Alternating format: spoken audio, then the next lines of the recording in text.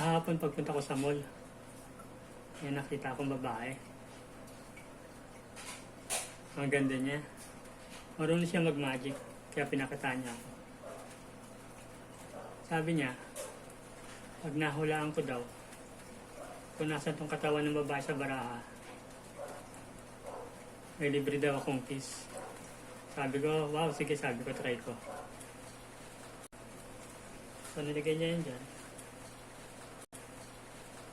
Tapos to, nilagay niya dyan. Then, tinanong niya ako, nasan daw yung katawan ng babae.